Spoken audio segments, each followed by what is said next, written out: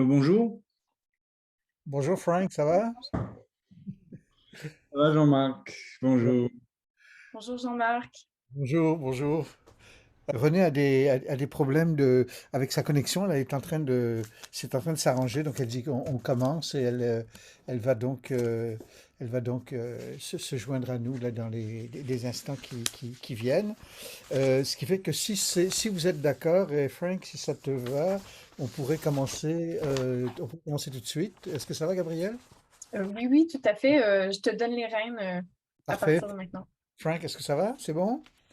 Très bien. Alors, on va procéder comme ça, Frank et Rémi. Donc, aujourd'hui, nous recevons Frank Kessler euh, de l'Université d'Utrecht et Rémi Besson en deuxième partie, qui est de l'Université de Montréal. Alors, j'ai beaucoup de plaisir à vous présenter notre collègue Frank Kessler, qui est professeur d'histoire des médias à l'Université d'Utrecht aux Pays-Bas.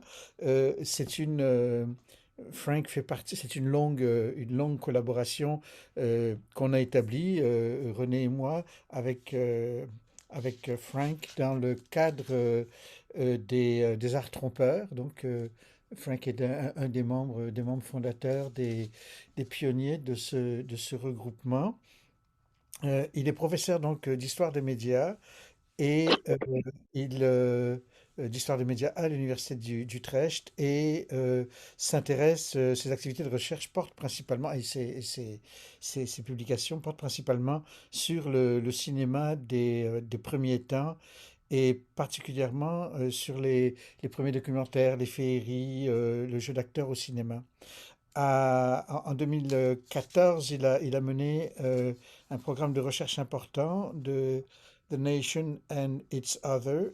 Et par la suite, il a pris la direction du projet européen majeur, A Million Pictures, Magic Lantern Slide, Heritage as Artifacts in the Common European History of Learning, qui porte sur le patrimoine des plaques de lanterne magique en tant qu'outil dans l'histoire européenne de l'enseignement. Frank a été directeur de l'Institut Institute of Media and Representation et ensuite directeur du département d'études médiatiques et culturelles. Il a aussi été directeur du Research Institute for History and Culture avant de prendre la direction du Research Institute for Cultural Inquiry.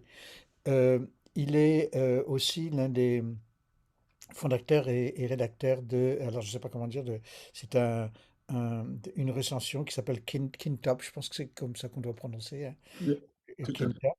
Et je ferai pas l'inventaire de toutes les publications qui sont très nombreuses, mais il a aussi participé à un projet auquel euh, Rémi est aussi associé de près, c'est le projet Tecnes, donc d'encyclopédie du cinéma, dont on va peut-être parler un peu plus tard dans la discussion qui nous rassemblera tous. Et donc, publication également avec le groupe Art Trompeur, Machine Magie Média en 2016, dont il est co-directeur avec Juicy et moi, à ce moment-là, voilà, qui était un gros, une des publications fondatrices du groupe Les Arts Trompeurs. Euh, voilà, alors écoute, je te laisse la parole, Frank. On fonctionne à peu près comme vous le savez, je parle pendant à peu près une demi-heure ou plus ou moins une demi-heure, après quoi on discute. Mhm. Ensuite, il y aura une discussion d'à peu près la même durée, enfin une présentation de Rémi et une discussion sur Rémi, et ensuite une discussion qui rassemblera pour les deux présentations. Est-ce que ça va comme ça? Très bien. Tout le monde. Donc, merci beaucoup. Comme vous savez, comme Gabriel vous l'a dit, c'est enregistré. Donc, tout ça est D'accord. enregistré. Merci, Frank. Ok, je vais essayer de partager de nouveau une petite notice dans le numéro de novembre 1900 de l'Optical Magic Lantern Journal qui est consacré aux fake cinematograph pictures. Et on dit, c'est l'article, les fake cinematograph pictures, dont on dit que ce genre de film pourrait devenir très, très populaire dans les mois à venir et que des choses impossibles peuvent être montrées dans ces films fake. Almost any impossible feats can be seen by the use of fake films. Bien qu'on doive évidemment investir énormément de temps et de savoir-faire pour préparer, découper et assembler les négatifs. Arranging, cutting up and rejoining the negatives. Et après suit donc une description de l'un des nouveaux films. Et je vais vous la lire en anglais, mais je suppose que ça ne posera pas de problème. A particularly good subject is one in which a man enters with a cornet in one hand and a chair in the other. He stands behind the chair and by the act of waving his right hand causes several chairs to range themselves towards that side, whilst a similar movement of the left arm causes others to appear on the left hand. The man with the cornets then sits down on the end chair, but immediately rises up and sits on the next chair, and so on throughout the line of chairs. Strange to say, he leaves his double on each chair. Here we have some 8 or 10 musicians who stand up together and play on their cornets. After a time, they sit down, and commencing at the end of the chairs, the performer gets up and sits on the knee of his next neighbor, with whom he becomes immediately merged.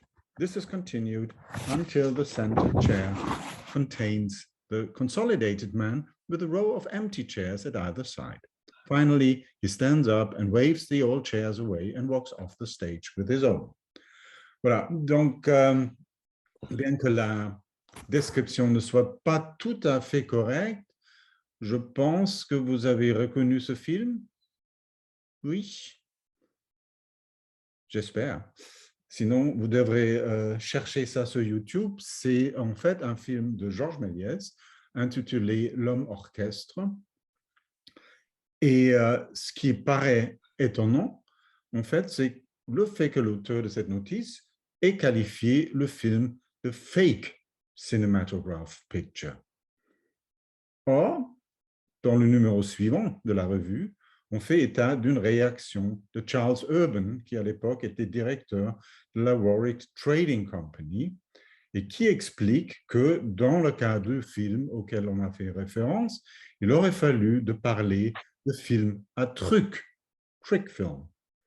Un fake film, en revanche, montre une représentation contrefaite d'un événement réel, a counterfeit representation of an actual event, comme on en a vu, par exemple, lors de la guerre des Boers, donc à cette époque, c'était encore très, très virulent, c'est-à-dire pour prendre une expression neutre dans des actualités situées.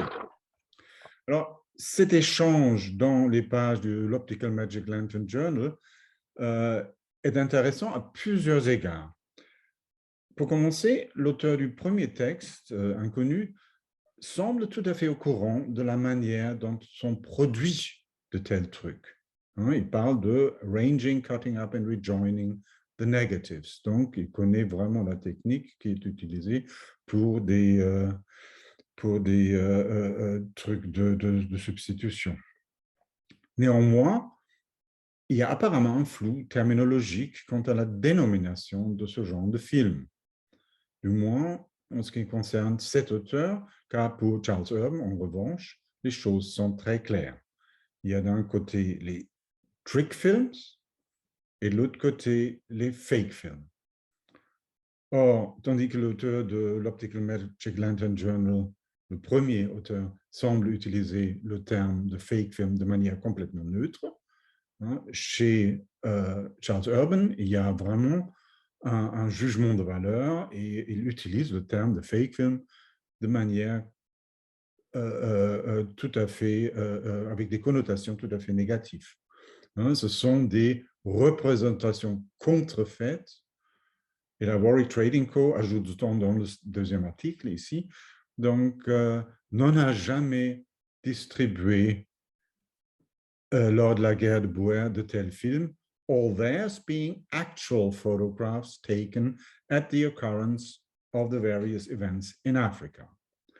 Donc, dans le cas des films à trucs, il s'agit avant tout d'étonner les spectateurs en leur montrant quelque chose qui semble impossible, tandis que dans les fake films, on cherche à faire passer pour authentique ce qui a été mis en scène lors des événements réels,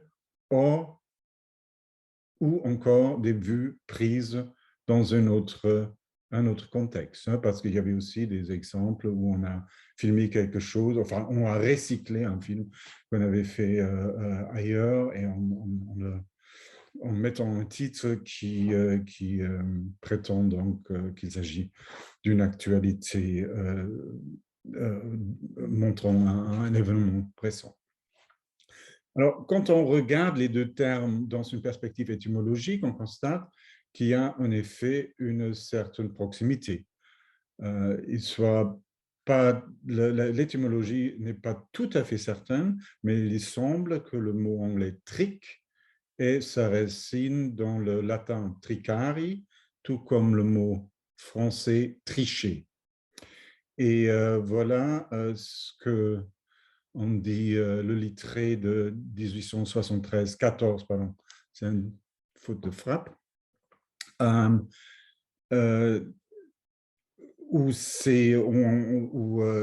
il est dit que ça vient de l'expression catalane ou provençale truc voulant dire choc ou coup, et où on donne aussi, à côté évidemment aussi le truc utilisé dans les féeries, une des significations populaires qui se réfère à la manière de voler. Et pour trucage, il donne la définition suivante: terme presque d'argot désignant cette industrie bonne et qui consiste à faire payer très cher à des amateurs passionnés pour l'antique des objets fabriqués la veille et savamment habillés d'un vernis d'ancienneté. Donc là, nous avons de nouveau triché très, très clairement dans la étymologie, enfin, dans la définition. Selon Frédéric Tabé, vers le milieu du 19e siècle, il y a aussi le verbe truquer, voulant dire fausser l'identité d'un objet. Donc, dans le même sens que le trucage qu'on a vu ici. Et par extension, dit Frédéric Tabé, le mot truc au théâtre désignait un objet ou un procédé produisant un effet que le public est incapable d'expliquer. Et par la suite, vers le tournant du siècle, la presse corporative employait ce mot pour référer à des numéros utilisant de tels objets, et l'on parlait justement de grands trucs par rapport à l'effet principal d'un spectacle.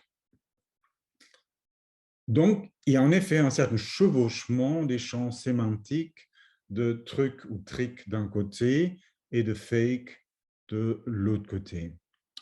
Alors, quant au cinéma, il s'agit dans les deux cas d'images qui semblent provenir d'un enregistrement du réel sans l'être, vraiment, ou, dans le cas de certains fake films, non pas le réel que le film prétend montrer. Le cas des fake films tels que Charles Urban les caractérise est pourtant assez complexe, car les actualités reconstituées ne cherchent pas nécessairement à tromper le public. Voilà quelques exemples de la production de Georges Méliès, de actualités reconstituées. Il y a en haut à gauche, oui, c'est à gauche pour vous aussi, je suppose, l'accident de Maine lors de la guerre américano-espagnole, qui a été filmé à travers un aquarium. Donc, déjà, bon, déjà c'était clair pour les spectateurs. Je suppose que, enfin, la plupart du moins, qu'on ne pouvait pas filmer de cette manière-là sous l'eau. Il y a cette autre scène à droite en haut qui vient de la guerre gréco-turque. Et puis l'affaire Dreyfus, qui est un autre exemple. Et dans le cas de Méliès, de toute façon, il n'y a pas la tentative de faire croire qu'il s'agit d'images documentaires. Et ici, un autre exemple d'un catalogue, c'est les polyscopes de 1903-4, qui c'est pour en fait, au moment des tensions entre la Russie et le Japon déjà, il est dit en toutes lettres qu'ils ont un expert de la marine, hein, former naval expert, qui est très très familier de la région où le conflit a lieu, et il est dit, his assistance and advice will be invaluable to assist in establishing the accuracy of details in our reproductions of the more thrilling yet to be famous films. Donc, no series of war films have ever drawn the money that our new reproductions of the Japan-Russian struggles will. Ici, de toute façon, on est très très clair, il s'agit de reproduction, ou parfois on utilise aussi le terme de représentation, comme pour ce cas du film de Méliès, Le couronnement d'Édouard VII, où justement, il y avait, vous connaissez ça peut-être, il y avait un article publié qui disait, voilà, ne vous faites pas tromper parce que nous ne verrons pas le roi d'Angleterre, mais c'est un garçon boucher du Kremlin Bicêtre qu'on vous montre dans ce film, tandis qu'effectivement, dans la publicité pour le film, il est dit justement en toutes lettres, on se vante même de la somme dépensée pour créer cette reproduction absolument parfaite de la cérémonie. Donc, contrairement à ce que suggère Charles Urban, dans beaucoup de ces films actualité reconstituée, on ne cherchait pas du tout à faire passer ça comme des images documentaires, donc il n'y avait pas de volonté de tromper. Toutefois, il y avait effectivement un certain nombre d'exploitants enfin de producteurs qui le faisaient, et on ne sait pas non plus comment les exploitants locaux pourraient après vendre, enfin montrer les films à leur public. Et là, il pouvait y avoir évidemment aussi des cas où on a effectivement essayé de tromper les spectateurs. Par contre, ce qui est très très clair avec les films à trucs, les trick films, hein, qu'ils n'essayent pas du tout à tromper le public, mais qu'ils jouent plutôt une espèce de jeu avec lui. Ils prétendent présenter un simple enregistrement du réel et voilent les opérations qui rendent possibles les choses merveilleuses que l'on voit. Donc, ceci dit, il me semble important de ne pas regarder les trucs cinématographiques en isolation et de regarder ça plutôt en rapport avec les spectacles de magie et le genre de la féerie. Et pour le spectacle de magie, je vous renvoie aussi à l'étude très importante de Frédéric Tabet sur les rapports entre cinéma et le spectacle magique. Il y a évidemment des différences entre le spectacle de magie, la féerie et de la féerie sur scène et les films à trucs, quant à la manière dont les trucs sont exécutés, mais il y a aussi des choses en commun qu'il faut souligner. Et c'est premièrement, et même si ça peut paraître évident, c'est des spectacles où on ne se réclame pas de pouvoir surnaturel, mais on reste dans le domaine de ce que Simon During, dans une étude très importante, appelle « secular magic », la magie séculaire. Et pour prendre la terminologie de Christian Metz, il s'agit de ce qu'il appelle des machinations avouées. Hein, c'est-à-dire tout particulièrement dans ces catégories de trucage invisible, parce qu'on sait qu'il y a truc, mais on ne sait pas comment le truc fonctionne au juste. Et parce que la machination est avouée, la magie séculaire non seulement coupe les liens avec la magie surnaturelle, mais aussi elle coupe les liens entre truc et triche ou tromperie. Dans un sens, on pourrait dire qu'il y a une sorte d'accord. Le public sait que l'on va lui montrer des choses impossibles et que l'on ne va pas pouvoir croire ses yeux. Et c'est pour ça, justement, qu'on va voir de tels spectacles. Et en même temps, surtout dans les spectacles de magie, il y a le public essaie très souvent d'entrer dans une sorte de compétition presque avec la magicienne ou le magicien et de pénétrer le secret de la production des effets. Et pour cette raison, les artistes cherchent à égarer le regard du public. Et je cite Robert Houdin, le célèbre Robert Houdin, qui écrivait en 1868 « On ne doit rien négliger de ce que peut concourir à égarer l'esprit des spectateurs. Aussi, lorsque vous présentez un tour, tâchez de faire attribuer son exécution à tout autre principe que celui qui le produit.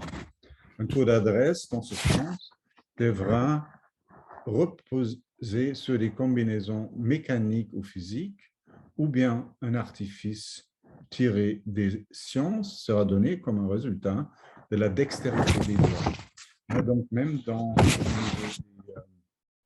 des techniques même, on peut égarer l'esprit en essayant de faire croire au public que les choses se passent d'une manière et se passent d'une manière complètement autre.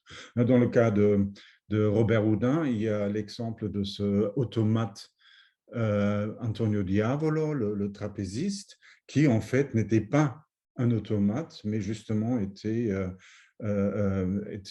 dirigé par des fils, etc., par des gens qui étaient à l'extérieur de la scène.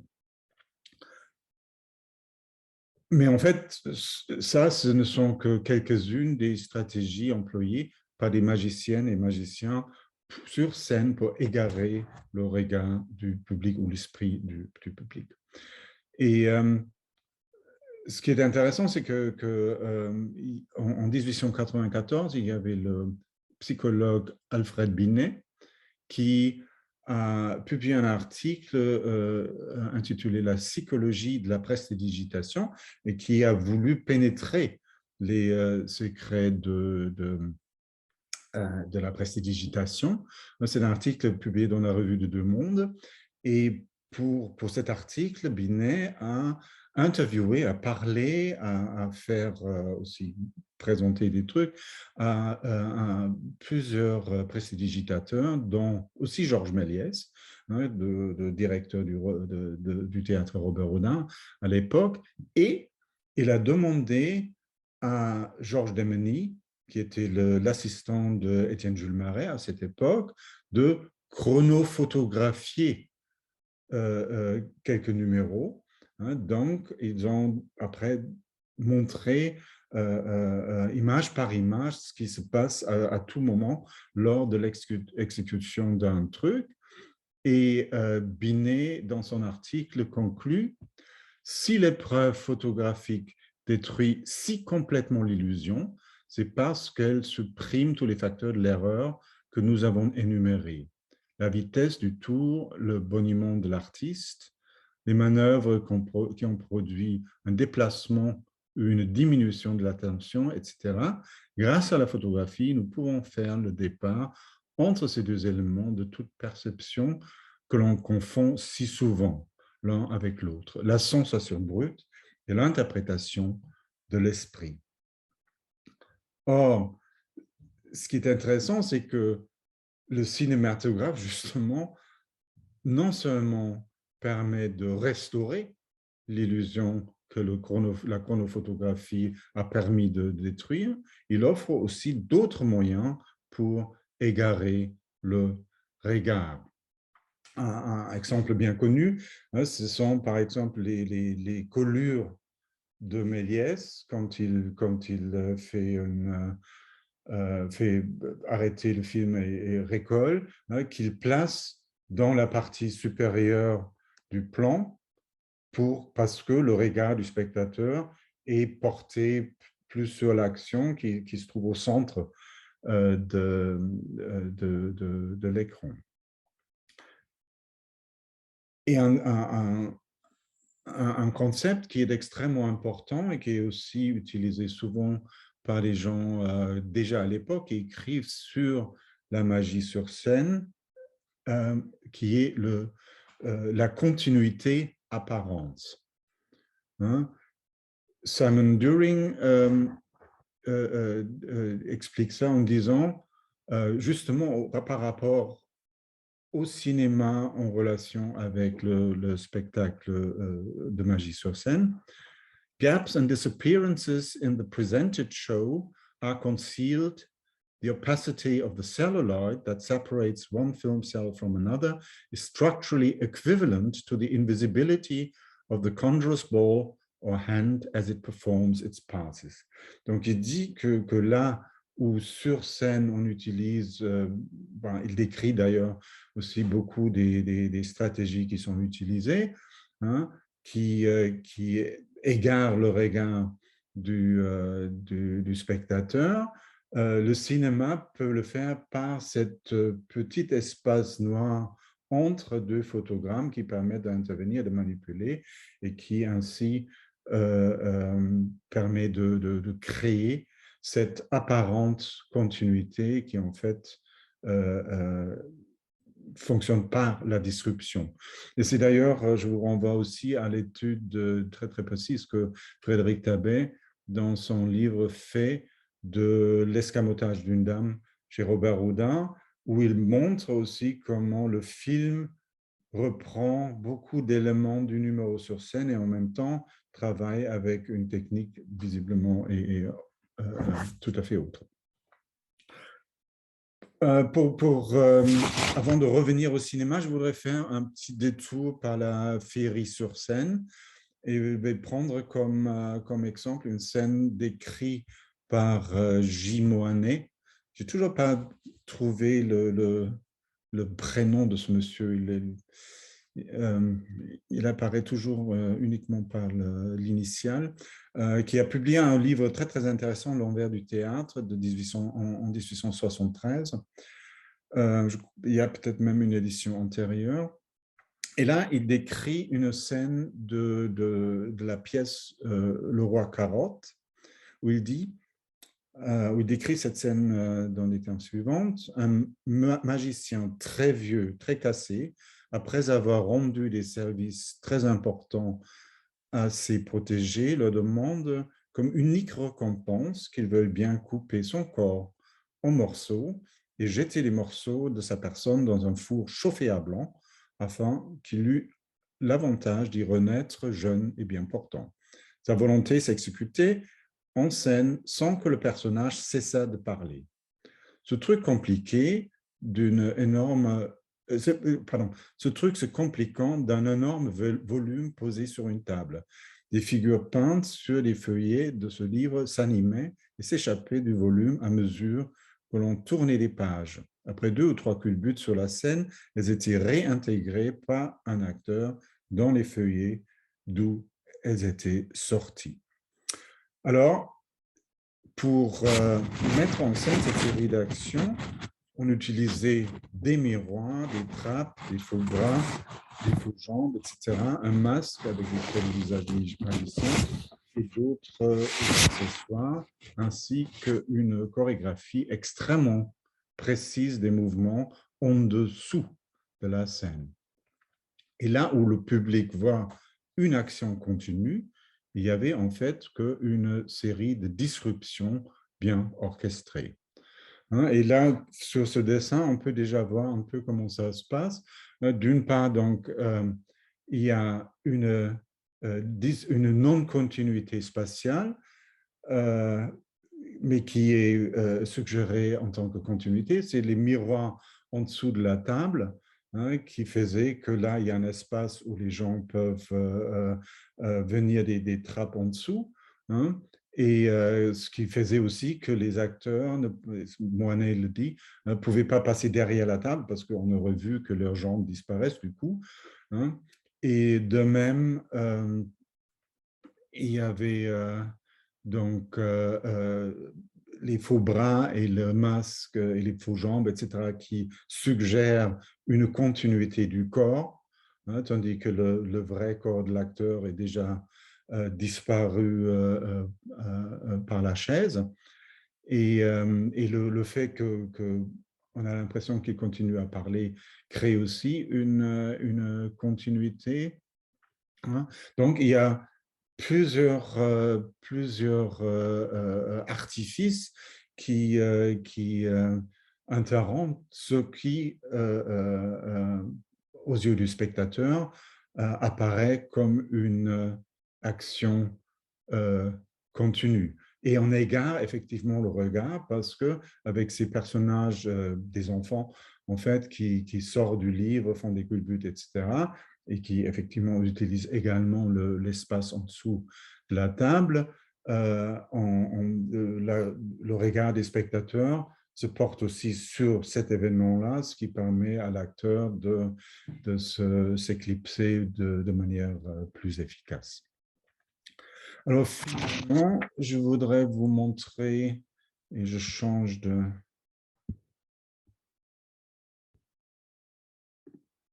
Je quitte mon PowerPoint. Est-ce que vous voyez l'écran?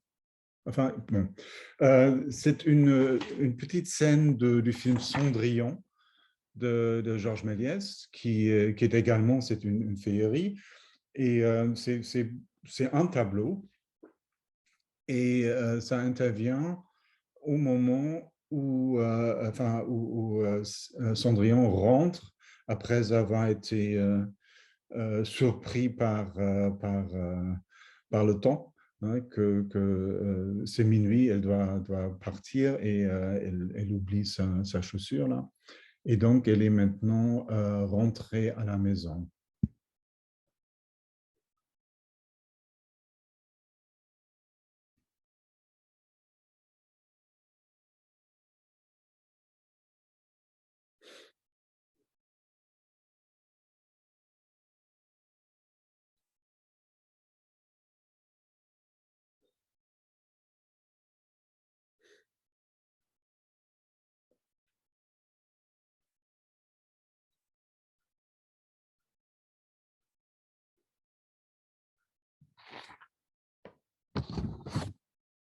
Voilà.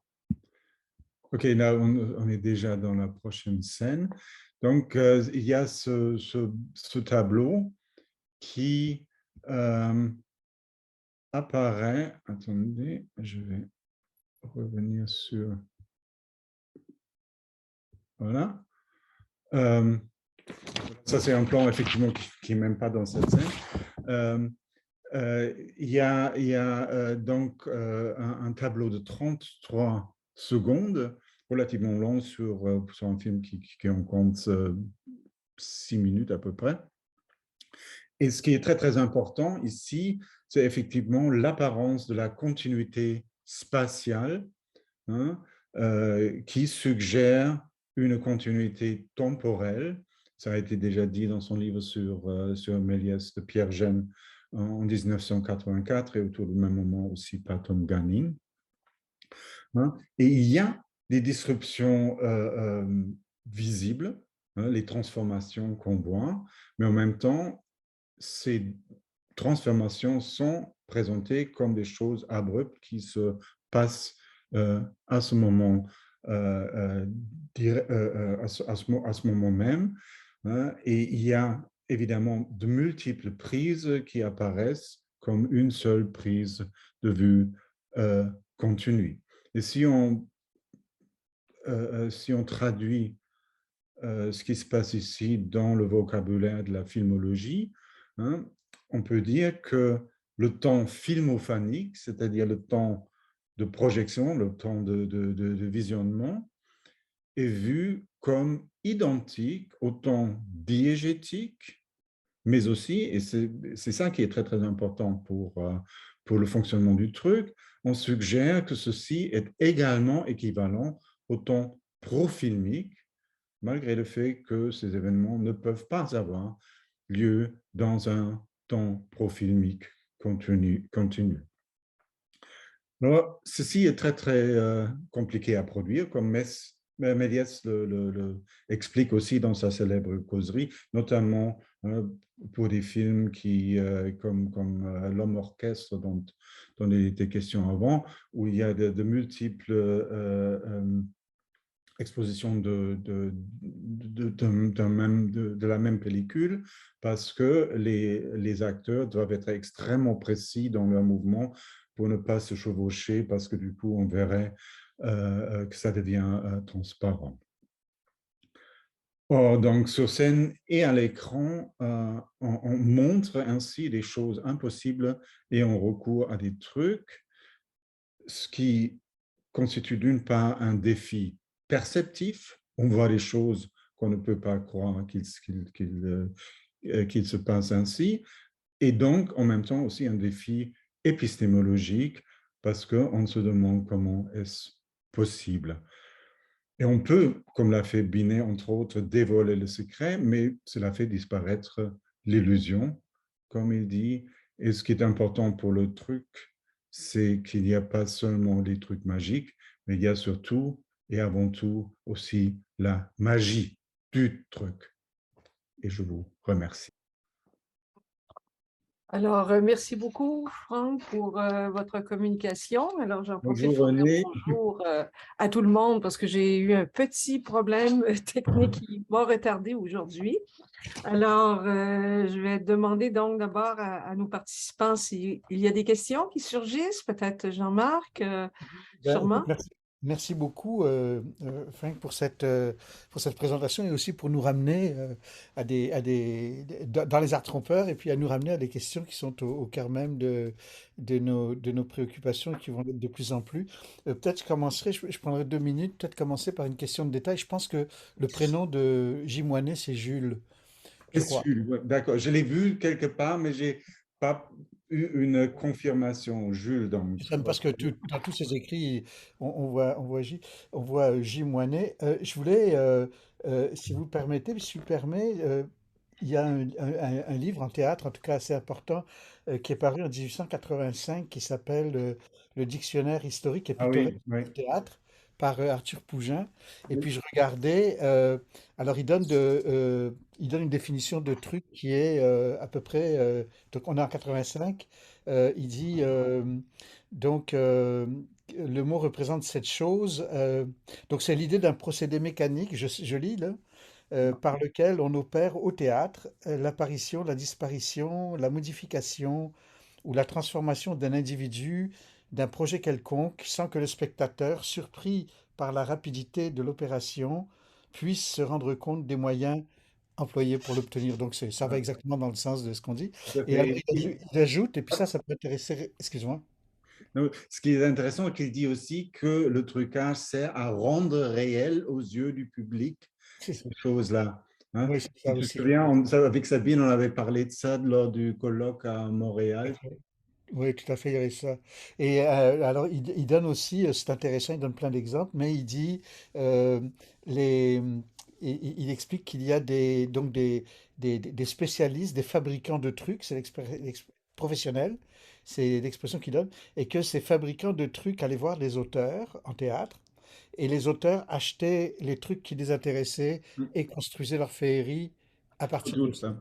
Voilà.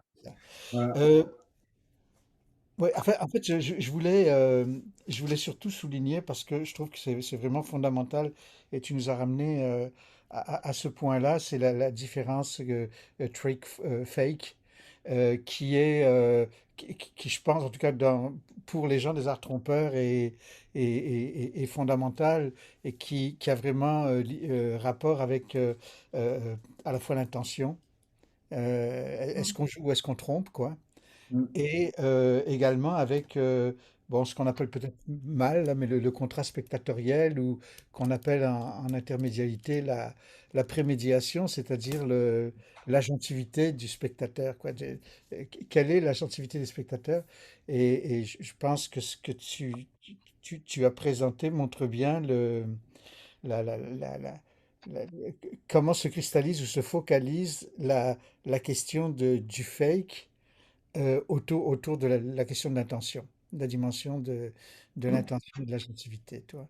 Parce que, euh, en fait, tous ces termes que tu vas reprendre de Turing et d'autres, là, que tu nous rappelles, puis c'est vraiment important, euh, machination avouée, continuité apparente, etc. C'est des concepts quand même qui sont clés pour la réflexion qu'on mène depuis quelques années.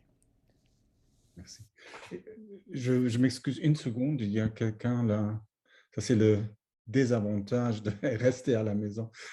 Une minute. Oui.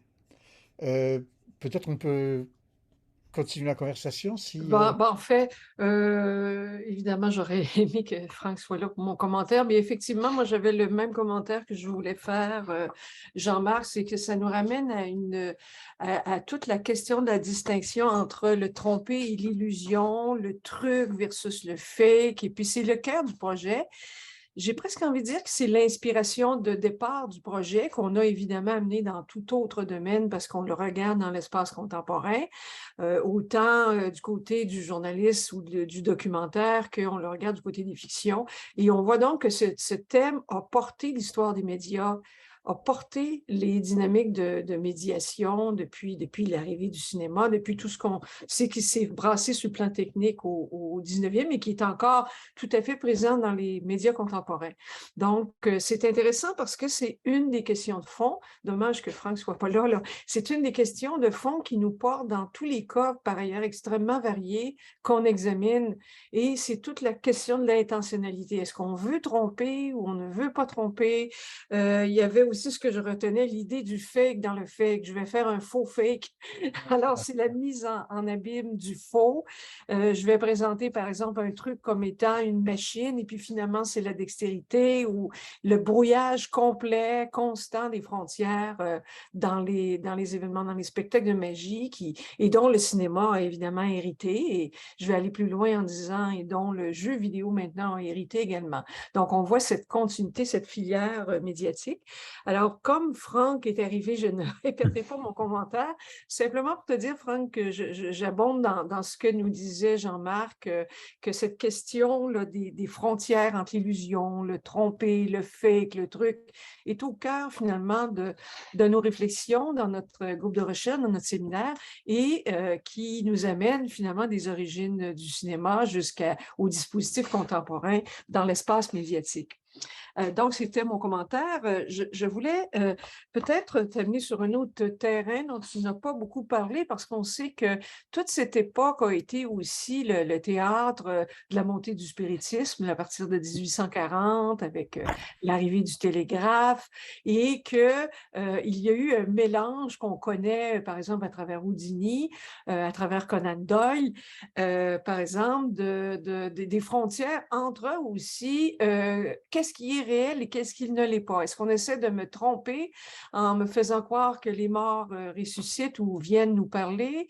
Et il y a eu tout ce brouillage et ce mélange, moi, que je trouve succulent, dans cette époque. Et donc, ma question serait de savoir euh, est-ce que c'est l'arrivée des nouveaux médias de l'époque qui a suscité cette résurgence du surnaturel? Toute la question, est-ce que c'est du surnaturel? Houdini qui disait, tout ce que vous voyez, c'est par des moyens naturels. Et donc, les fakes qui venaient des spiritualistes qui disaient, non, non, non, c'est vrai.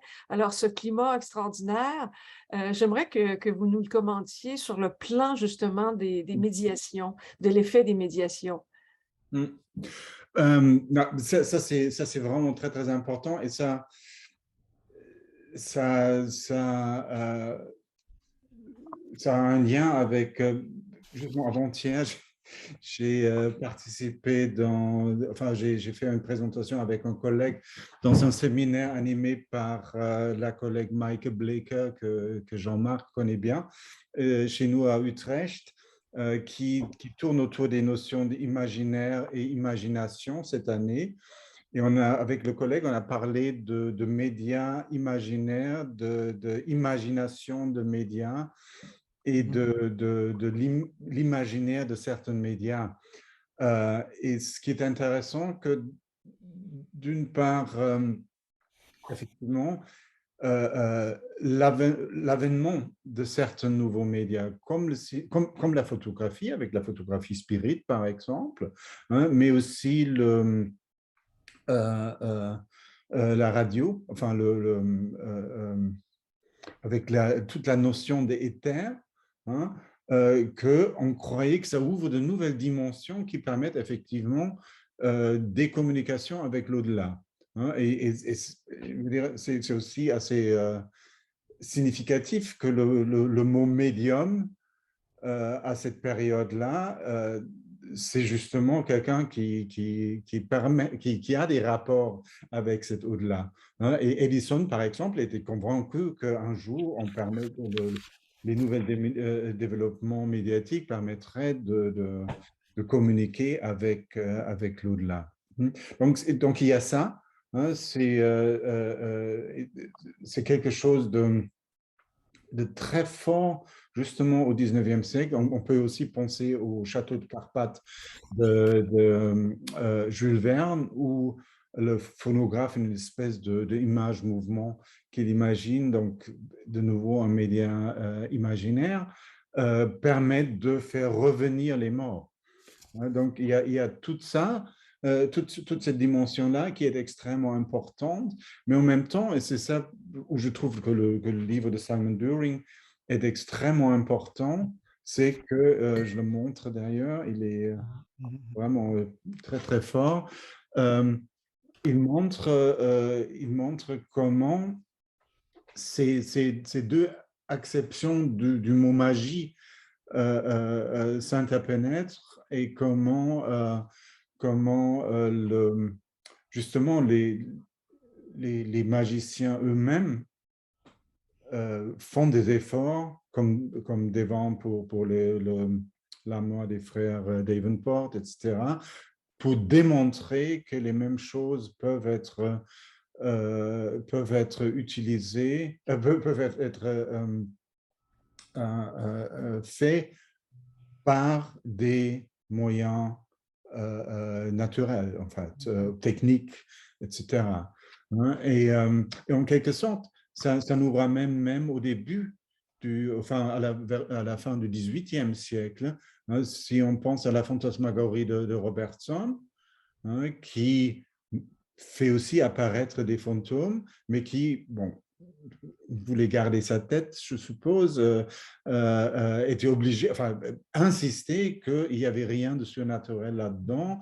C'était tous la science qui permettait de produire de telles impressions.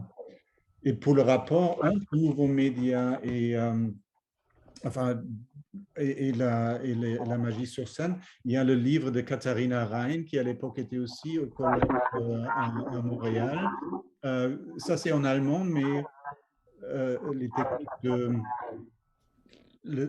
techniques de la tromperie, ça se traduit. Mais à mon avis, il y a une traduction en anglais qui est sur le point de paraître chez Routledge, s'il n'est pas déjà publié. Ouais, et là, elle montre très bien comment les magiciens, il y a une espèce d'écho quelque part, que les magiciens utilisent les nouvelles technologies et les nouveaux médias pour créer des effets nouveaux.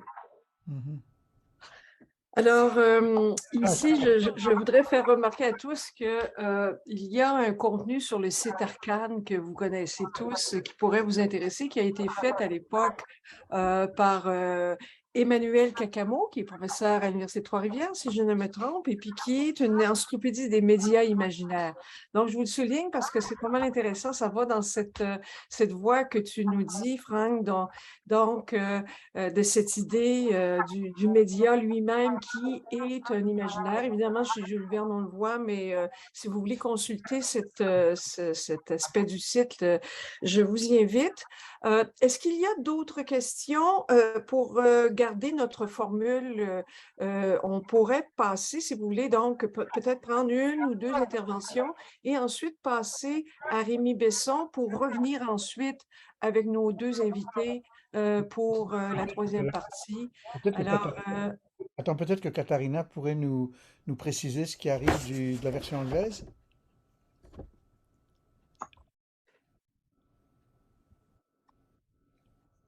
Bah, c'est pas moi qui ai écrit ça, juste pour Ah, dire. d'accord, ok.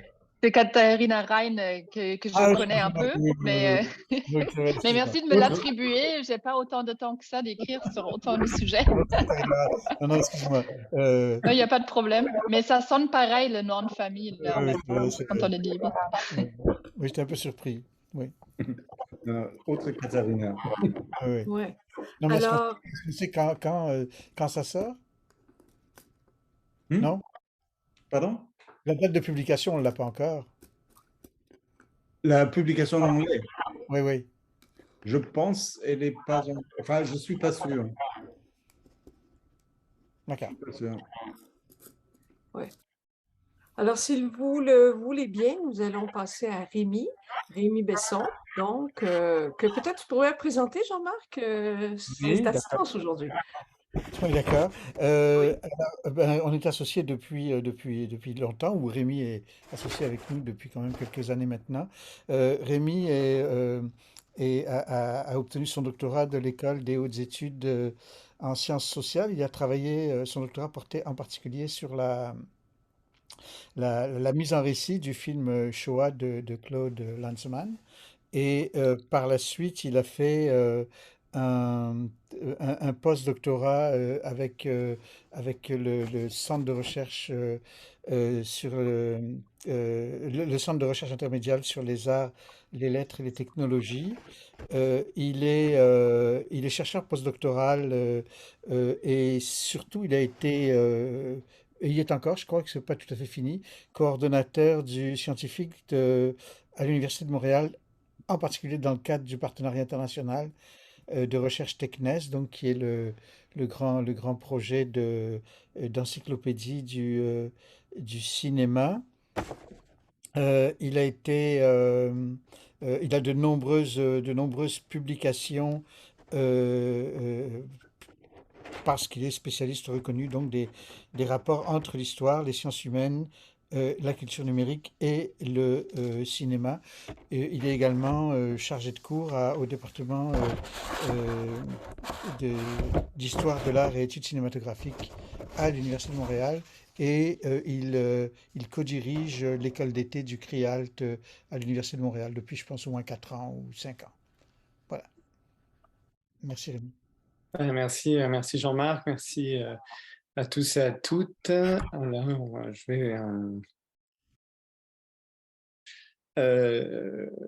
voilà, il y aurait plein de parallèles à faire avec la communication précédente, mais je vais m'en tenir à mon texte et puis on va aller voir émerger progressivement, notamment autour de la question de l'agentivité du spectateur, mais j'en dis pas plus. Donc, ce qui m'intéresse, comme l'a dit Jean-Marc, depuis plusieurs années, c'est notamment les documentaires de création qui abordent des sujets qui sont liés à la représentation ou à l'histoire de manière générale et au génocide des Juifs en particulier. Donc, ça fait une quinzaine d'années maintenant que je travaille sur des films de témoignages et puis, depuis que je suis arrivé à Montréal, sur aussi l'usage des archives visuelles et audiovisuelles.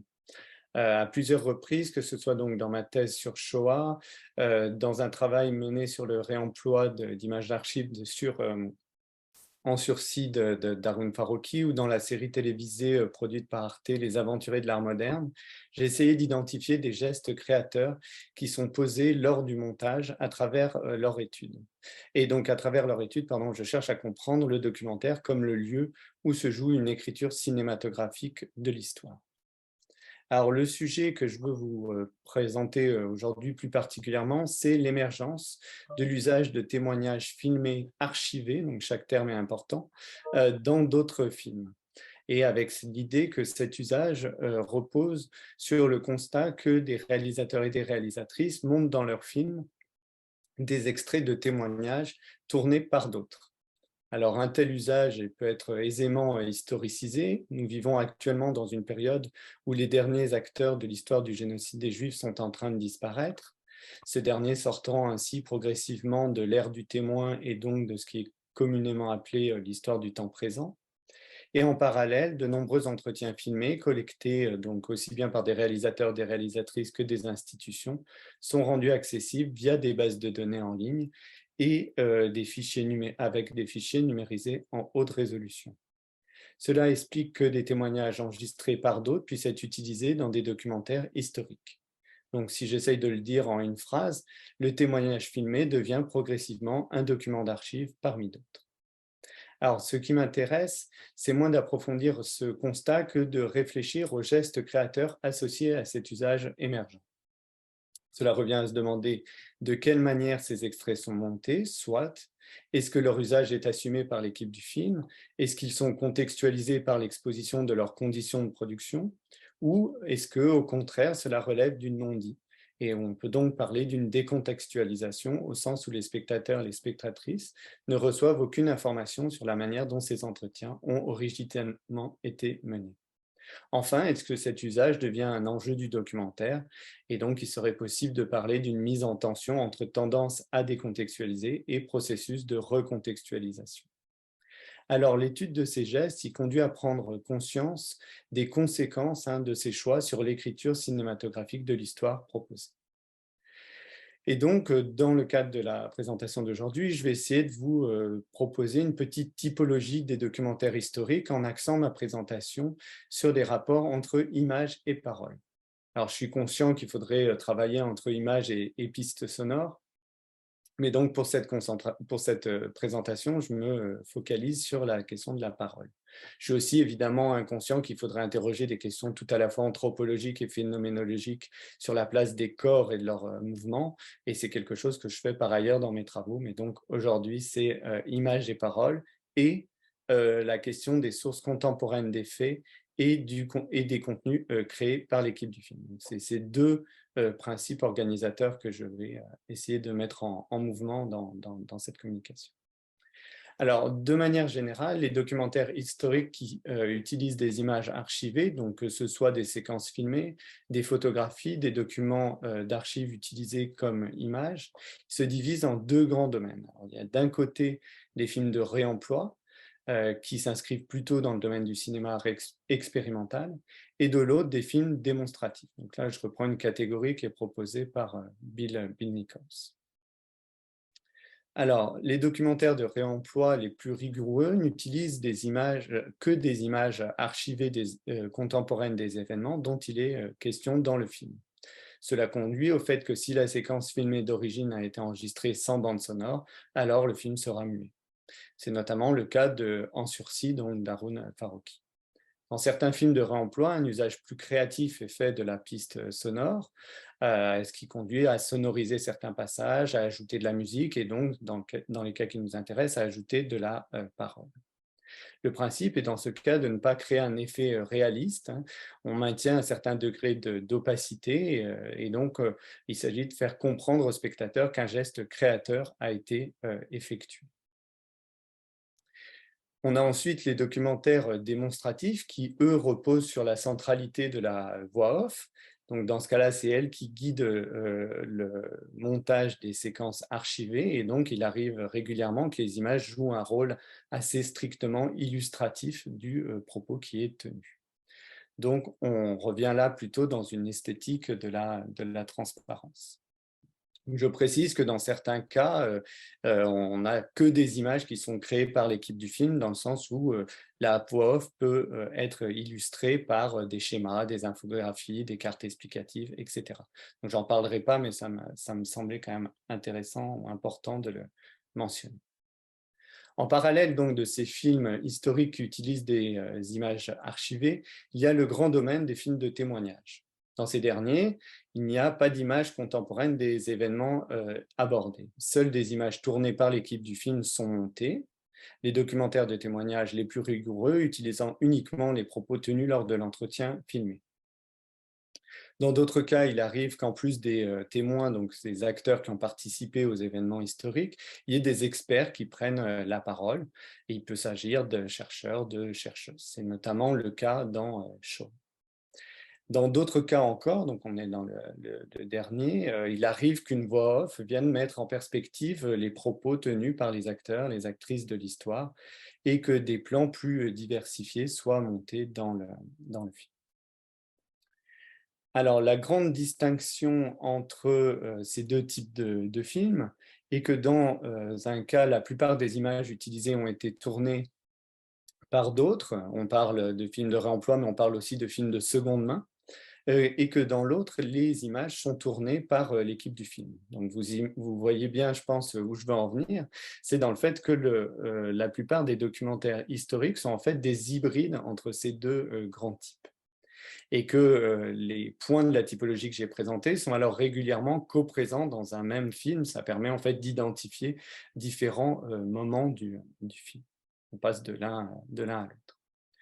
Et on peut aller jusqu'à dire que le format le plus répandu de documentaire historique, en fait, il relève du mode de narration démonstrative, donc avec des séquences archivées et une voix off, tout en intégrant un certain nombre de témoignages avec des acteurs de l'histoire et d'entretiens avec des experts. Donc, pour ce qui m'intéresse aujourd'hui, donc l'agencement entre images et paroles, le changement induit par l'insertion de prises de parole enregistrées par l'équipe du film dans un documentaire démonstratif, donc ce que je viens de dire, correspond au fait que la parole de ces personnes peuvent être montées alors que des images archivées sont visibles à l'écran. Donc, c'est le 7e point. Cela revient à dire que lorsque l'on voit des images d'archives à l'écran, on peut entendre soit une voix off, soit la parole des témoins ou des experts.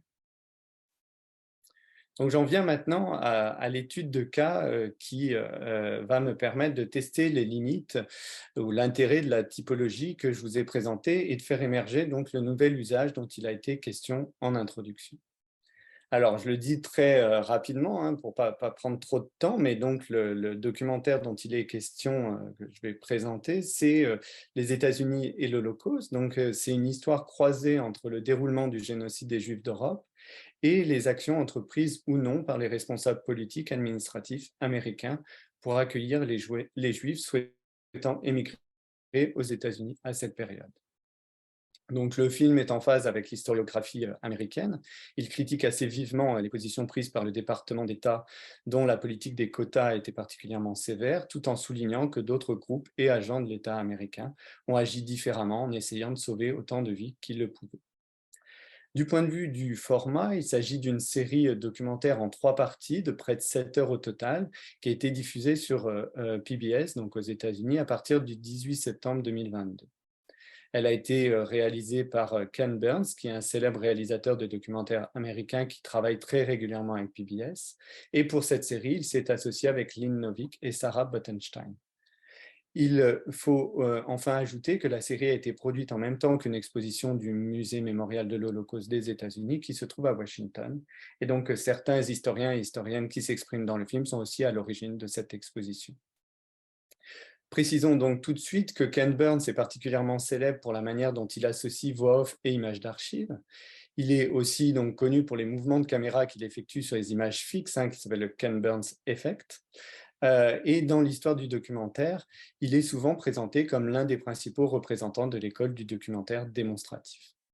Pour cette série, donc, vous allez voir que l'équipe du film a aussi tourné des entretiens avec des survivants, qui étaient des enfants ou des adolescents pendant la période du génocide, et enfin que des entretiens ont aussi été filmés avec des chercheurs en sciences humaines et sociales qui apportent leur expertise et capacité à remettre les événements en perspective. Il faut ajouter que l'équipe du film a également monté un certain nombre d'extraits d'un entretien avec Daniel Mendelssohn, l'auteur du roman Les Disparus. J'en viens maintenant au premier extrait que je veux vous montrer, donc qui se trouve dans la troisième partie, donc la dernière partie de la série, qui a pour objet la période du génocide lui-même, soit les années 42-45, alors que les deux précédents portent sur l'avant 38 et sur la période 38-42. C'est un passage qui dure un peu moins d'une minute 30, donc je vous demande d'être attentif à cet extrait en pensant à la typologie que je vous ai présentée.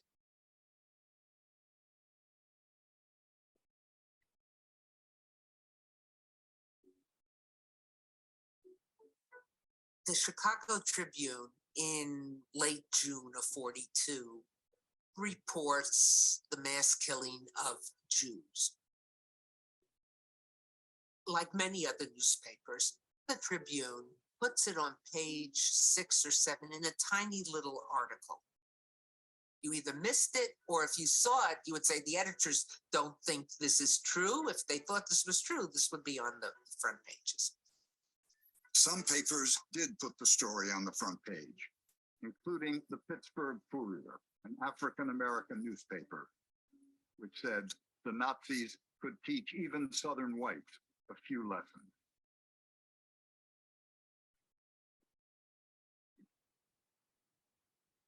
Three years after their aborted voyage to Cuba aboard the St. Louis, Saul Messenger and his parents finally made it to America in June of 1942 aboard the Serpa Pinto, the same ship that had brought Susie and Joe Hildenrath 10 months earlier. Our sponsor was a man in Buffalo who had a furniture store, and he was a relative of a relative whom we knew in Berlin. He was the one who sponsored us. It was great to be in the United States, not to be afraid of, policemen, to be with relatives whom I never knew, but who obviously loved us. On s'arrête là. Ah, attends, voilà. Donc, je ne rentre pas dans l'analyse du contenu de ce qui est en jeu. Ce que je veux qu'on discute rapidement, c'est comment ce court extrait s'inscrit dans la typologie que je vous ai présentée. Alors, au début de l'extrait, en fait, des images d'archives illustrent un propos tenu par une experte, donc l'historienne Deborah Lipstadt. Puis, cette dernière est visible à l'écran, donc d'abord en off, puis visible à l'écran, donc d'abord type 7, ensuite type 5. Puis, des images archivées illustrent un propos tenu par la voix off, donc on est dans le type 3. Puis des images archivées illustrent un propos tenu par un acteur de l'histoire, Saul Messinger, qui a immigré aux États-Unis à l'âge de 10 ans en 1942. On est dans le type 7, puis on le voit à l'écran, donc on est dans le type 5. Donc à chaque fois, on pourrait s'interroger sur la manière dont le son est monté, sur les effets produits par le passage d'images issues de différentes périodes et produits par différents acteurs. Mais c'est plus sur l'effet, le nouveau type que je veux axer ma présentation, et donc je vais vous présenter un nouvel extrait en insistant plus sur cette sortie de la typologie.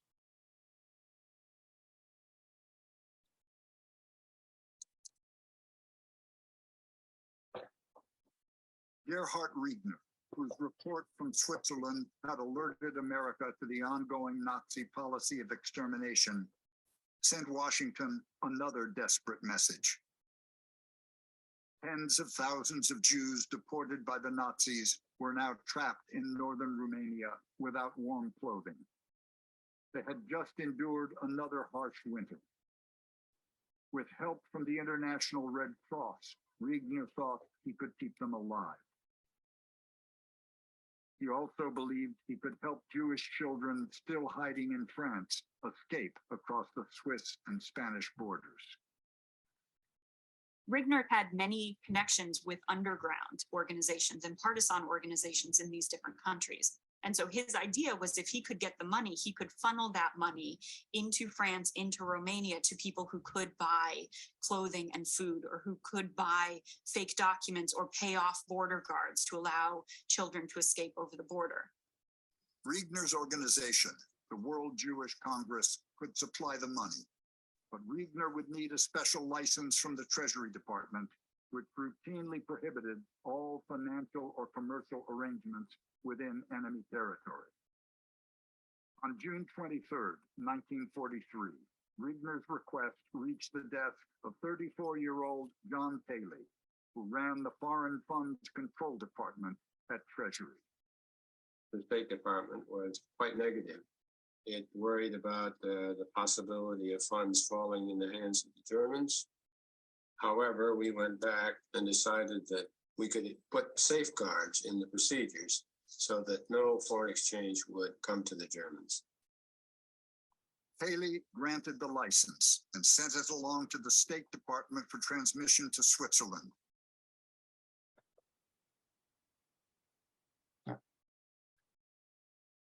Donc, Franck, tout à l'heure, tu as parlé de collure. Là, je vais parler de raccord. Donc, ce qui m'intéresse, c'est le raccord entre la photographie archivée représentant John Pelé et la séquence durant laquelle ce même membre du Trésor américain qui a essayé de sauver des Juifs s'exprime. Donc, si on reprend notre petite typologie, on passe d'un plan où une image d'archive illustre un propos tenu par la voix off, donc on est dans la catégorie 3, à un plan de témoignage. Donc, il y aurait là rien de bien original. Toutefois, il y a un problème. Ce problème, il est représenté par la voix off, donc il n'y a rien qui est caché. Il est dit que Pelé avait 34 ans en 1942. Donc, si on fait un rapide calcul, cela revient à dire qu'il devrait avoir plus ou moins 114 ans au moment où le tournage du film de 2022 a lieu. Or, l'homme que l'on voit à l'écran semble avoir plus ou moins une soixantaine d'années. Cela revient à dire que la séquence avec Pelé n'a pas été filmée par l'équipe de Ken Burns et donc qu'il s'agit d'une séquence archivée. Donc il y aurait d'autres indices qui vont dans ce sens, le format 4/3, le grain d'image, l'arrière-plan qui est différent des entretiens tournés par l'équipe du film. Et donc, si on voit ça, on pourrait retomber sur nos pattes et reformuler la première impression que je vous avais donnée en disant donc qu'on passe d'un plan où une image d'archive illustre un propos tenu par la voix off à un plan d'une séquence archivée où le son a été enregistré. Donc, le son enregistré de manière synchrone. Donc, les choses ne sont toutefois pas aussi simples. Il faut noter que c'est la première fois dans la série, donc après plus de 5 heures sur les 6h37 de la durée totale, qu'une séquence archivée est utilisée pour donner la parole à un acteur de l'histoire sous la forme d'un entretien filmé. Il y a donc un écart entre le statut de la séquence, donc qui est une séquence archivée, et l'usage qui en est fait. Donc c'est un usage à titre de témoignage. Ce qui pose problème selon moi, c'est qu'on n'a aucune idée d'où provient l'entretien en question. Ces derniers décontextualisés, son origine n'est pas précisée dans les termes qui s'affichent sur le manteau. Ces derniers rappellent simplement son nom et son administration, l'administration dont il était membre en 1942.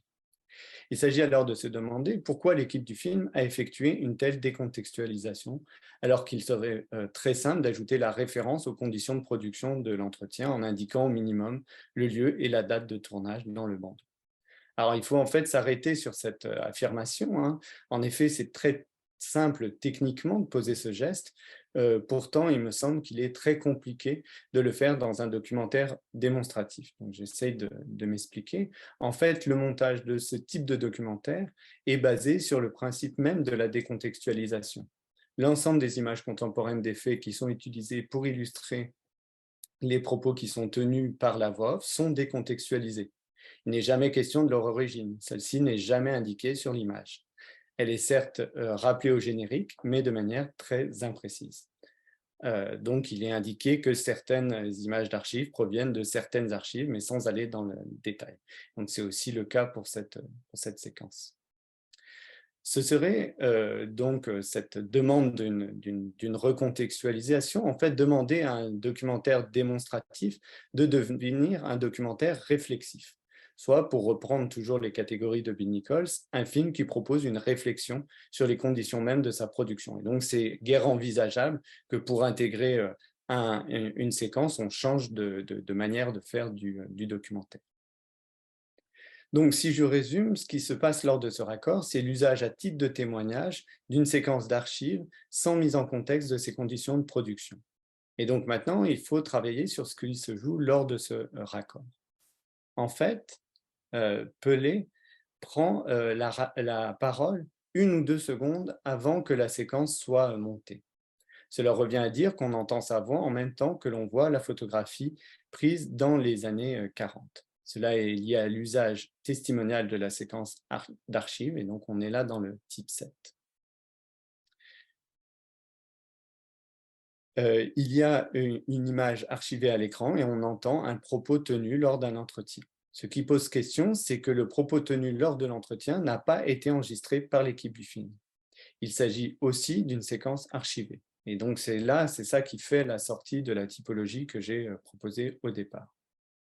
Alors cette sortie de la typologie, elle est importante dans la série car il y a 4 autres extraits de l'entretien avec Pelé qui sont montés, 2 autres extraits d'un autre entretien qui a eu lieu avec Karski qui sont également du même type. Elle est surtout importante pour notre propos car elle conduit à nous interroger sur l'émergence d'un nouveau type de rapport entre image et parole, ainsi qu'entre le temps de l'événement et le temps de la réalisation du film. Donc je vais continuer l'analyse de la séquence avec Pelé. Il est à noter que Pelé continue de parler alors que l'on voit d'autres documents archivés à l'écran. Donc un tel montage conduit à la possibilité d'un travail sur la piste sonore. Donc je m'explique, tant que l'acteur de l'histoire est visible à l'écran, en même temps qu'il s'exprime, alors le son est synchrone. Mais dès qu'il y a d'autres types d'images qui sont visibles à l'écran, alors il est impossible de savoir si ce lien de synchronicité est maintenu. Impossible, il faudrait préciser qu'il est impossible pour le spectateur ou la spectatrice qui visionne cet extrait sans aucun contexte. Donc on est là dans l'agentivité du spectateur. Il faudrait au contraire penser que cet usage ouvre en fait la possibilité à la vérification du lien entre l'extrait monté et la séquence archivée. Alors je m'explique. Quand le témoignage se situe clairement du côté de l'équipe du film qui l'a tourné, alors seuls ces derniers ont accès à l'ensemble des images qu'ils ont filmées. Alors que lorsque le témoignage, comme c'est le cas ici, est issu d'un ensemble de documents archivés, alors il est possible de le recontextualiser. Pas les spectateurs, mais les chercheurs qui connaissent bien les archives orales filmées portant sur les génocides sont capables de mener ce genre de travail et ainsi de questionner ce lien de synchronicité. En fait, l'entretien avec Pelé a été tourné à son domicile à la fin des années 1970 par Lanzmann et son équipe lors de la réalisation de Shoah. Il est même possible d'identifier que cet extrait est issu du début du tournage, celui-ci ayant eu lieu durant une journée et s'étant terminé en soirée, donc avec la lumière. De telles observations sont rendues possibles car les rushs de ce film sont actuellement accessibles via les archives du Musée mémorial de l'Holocauste aux États-Unis. En poussant un peu plus l'investigation, il est aussi possible de déterminer que la piste sonore a été montée dans la série de Ken Burns, lorsque ce sont des documents d'archives qui apparaissent à l'écran. En fait, c'est monté, il y a une coupe dans le raccord entre le passage de l'entretien filmé à la photo et au sein des documents. Cela a permis une coupe qui change sensiblement le sujet dont il est question. Lors de l'entretien original, Pelé parlait du fait que le département du Trésor des États-Unis, dont il est un membre, a été critiqué, alors que l'impression donnée par le montage est que la critique porte sur le rôle du département d'État. Donc je le répète une nouvelle fois, il n'y a rien d'exceptionnel à une telle pratique. Ce type de montage est très régulièrement effectué dans des documentaires démonstratifs ou non d'ailleurs. Ce n'est pas ça qui est problématique ou qui doit être identifié comme un effet trompeur. Cela reviendrait à disqualifier la pratique documentaire de manière générale et donc c'est évidemment pas mon propos. Ce qui se joue dans cette séquence, c'est bien plus précis et donc j'essaie de faire ressortir les 3 points sans les développer. C'est le déplacement du statut d'archive vers un usage testimonial sans en informer le spectateur. c'est la décontextualisation du document d'archive qui conduit le spectateur à ne pas savoir ce qu'il regarde. Et c'est le montage de la piste sonore pour faire correspondre le propos tenu par le témoin à ce que l'équipe du film veut lui faire dire. Donc, 3 déplacements qui peuvent être critiqués, voire ceux-ci précisément être considérés comme trompeurs. Mais pour conclure, donc, il me semble plus important d'essayer une remontée en généralité concernant cet usage émergent de manière plus générale. Ce qui se joue lors du montage d'un extrait tel que celui filmé par Lanzmann et son équipe avec Pelé dans un autre film est important car c'est la distinction entre le fait que l'entretien appartient au temps de la réalisation du film et que les archives appartiennent au temps de l'événement qui s'écroule littéralement. Dit autrement, on est face à une séquence utilisée à titre de témoignage qui est en fait un document d'archives qui n'appartient ni au temps de l'événement, ni à celui du tournage du film. Il y a là une nouvelle forme de complexité dont nous commençons à peine, me semble-t-il, à mesurer les conséquences sur l'écriture cinématographique de l'histoire proposée dans les films documentaires. Celle-ci vient reconfigurer le rapport établi entre le passé de l'événement et le présent de la réalisation du film, en nous demandant de penser des manières de continuer à faire entendre la parole des acteurs de l'histoire après leur disparition. Je vous remercie de votre attention. Alors, merci beaucoup, Rémi, donc, pour cette présentation qui nous amène d'une certaine façon de très, très près, de façon soigneuse, dans ces fameuses frontières entre le documentaire et puis, j'ose presque pas dire des fictions, parce qu'on est vraiment dans le monde documentaire, en montrant comment tous les outils de montage du cinéma, notamment, comme tu nous l'as très clairement exposé, jouent sur notre fameuse frontière entre ce qui est tromperie, ce qui est construction d'un point de vue aussi. Je pense que c'est ça qui est important, qui nous a amené dans les débuts de l'histoire du cinéma à considérer justement qu'il n'y avait vraiment presque jamais de documentaire pur, qu'il y avait toujours une construction d'une réalité selon un point de vue donné. Alors, je ne sais pas si tu peux commenter cet aspect, toujours dans la ligne de la réflexion qu'on fait globalement là, sur ces frontières qui nous intéressent particulièrement. Oui, c'est ça, peut-être rajouter aussi que c'est vraiment un type particulier de gestes créateurs que j'ai essayé de travailler dans le sens où il s'agit de gestes qui sont non exceptionnels, non originaux, non innovants, parce que c'est vrai que c'est une tendance qu'on peut avoir, y compris à l'Université de Montréal. En ce moment, je donne un séminaire sur les innovations techniques et le cinéma. Donc, c'est quand on va étudier ce type de pratique, c'est plutôt ce type de geste-là innovant qui attire l'attention. Or, il me semble qu'il y a tout un continent en fait, de gestes qui sont moins originaux, qui en fait sont tout aussi signifiants et importants. Et y compris, là, je n'ai pas fait le parallèle dans ma présentation parce que ça aurait été trop rapide, un peu hors de propos, mais qui sont aussi des gestes qui se retrouvent dans les pratiques numériques actuelles sur les réseaux sociaux, où en fait, c'est souvent une coupe, le montage ou le retrait ou le déplacement de la place d'un mot dans la bande sonore, donc des choses qui sont très simples à faire techniquement et qui sont des gestes voilà, très circonscrits qui conduisent en fait à transformer l'usage qui est fait des images en question et donc à questionner leur rapport donc à la fois au temps et à l'événement qu'ils décrivent. Oui, et toute une histoire qui pourrait être faite justement à partir de ces films, de ces premiers films jusqu'à l'explosion de virtuosité des trucages cinématographiques aujourd'hui. Je vais passer la parole donc à Franck, qui a un commentaire. Oui, deux choses. Ce que je trouve très intéressant dans ce que tu as montré, c'est que Charles Urban aurait qualifié sans doute ces pratiques-là comme fake. parce que, parce que effectivement, il y a la décontextualisation. Ce qui, lui, en 1906, il se plaint d'une firme qui a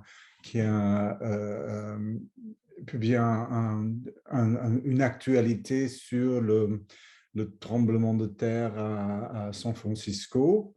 Et il dit, voilà, ce qu'on voit, c'est que c'est des pompiers qui éteignent le feu, etc. Tandis que tout le monde sait que justement, à cause de ce tremblement de terre, il n'y avait pas d'eau, donc il n'y avait pas de pompiers qui pouvaient agir. Et donc, c'est de la tromperie de la part de cette firme-là.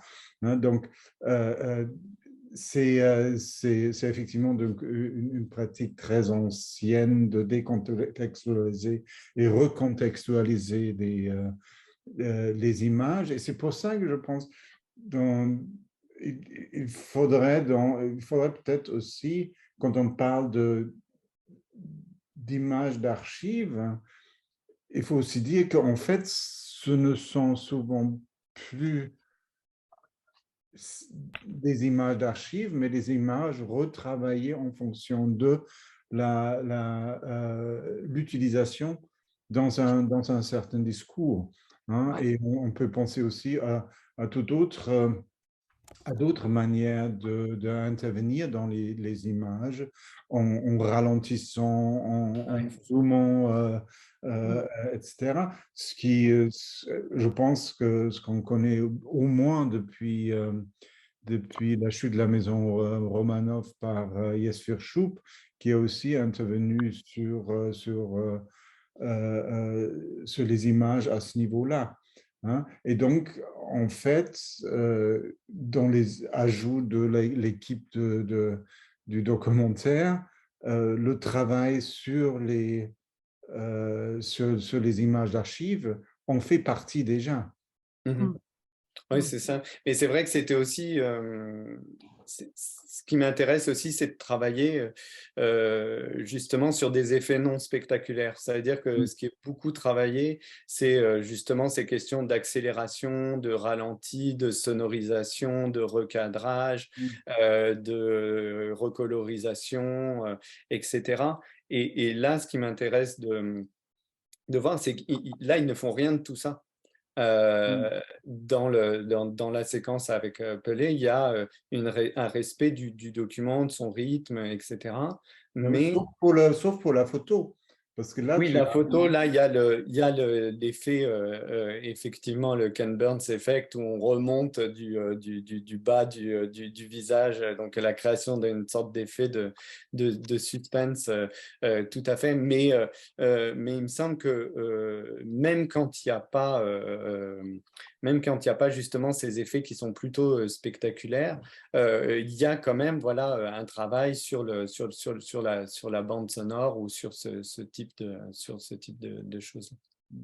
Mais où c'est justement, c'est intéressant aussi d'essayer de les comprendre. Ça veut dire que c'est aussi pour ça que je retarde au maximum le moment de la critique, qui est très circonstancié là sur les 3 gestes qui sont posés, et non pas sur le fait de poser ce type de geste, parce que ça participe aussi de la création documentaire de toute façon. Alors, Jean-Marc veut intervenir et puis après, ça va être Fabien. Oui, merci beaucoup. C'est juste un commentaire. Rémi, au cinéma, évidemment, le documentaire est là depuis le début, en fait, à l'origine. Et au théâtre, c'est un phénomène assez récent et qui gagne beaucoup, beaucoup. Enfin, il y a beaucoup de succès qui représente même dans certains pays, c'est même la pratique dominante là. Et chez nous, ici, au Québec, le théâtre documentaire a beaucoup de succès. Mais effectivement, en tout cas, j'apprécie un peu les concepts que tu nous as donnés parce que on a beaucoup de... Ce qu'on conçoit, en le fond, très souvent, c'est une nouvelle forme de fiction. sous couvert de documentaire. Et là, il y a vraiment, évidemment, une forme de fiction, mais qui se présente pas en tant que telle, là, qui est vraiment présenté comme un documentaire. Je vais donner un exemple que j'ai trouvé particulièrement désastreux, là. C'est dans la ville de Juarez, au Mexique, dans le nord du Mexique, à la frontière américaine. Il y a je ne sais même pas combien il y a de centaines ou de milliers de femmes qui tentent des candidates émigrantes là, qui sont assassinées. Et il y a 2 ans, au Festival de théâtre, ou 3 ans, au Festival de théâtre Transamérique, il y a un metteur en scène, un créateur mexicain qui a présenté une pièce de théâtre documentaire. Donc, il a voulu enquêter sur les meurtres et il s'est présenté comme lui-même comme un migrant. Et il est rentré dans le réseau des migrants, etc., pour essayer de faire en fait, un reportage là, incognito. Et ce qu'il nous dit, c'est qu'il a fallu qu'il parte qu'il arrête parce que on était sur le point dans le milieu de découvrir qu'il était en fait en train de faire ce reportage et que si ça s'était su, il aurait été tué, quoi. Et finalement, on a appris que toute l'histoire était inventée. Euh, donc, on est vraiment dans c'est intéressant en théâtre ce qui se passe en ce moment parce on est confronté à ces choses-là où il y a, à des degrés divers, une forme de tromperie, quoi. Mhm. Mais je trouve quand même que l'exemple que tu donnes de la part d'un metteur en scène qui est quand même qui a beaucoup de crédibilité, d'un réalisateur qui a beaucoup de crédibilité, euh, enfin, je dirais que c'est décevant, quoi.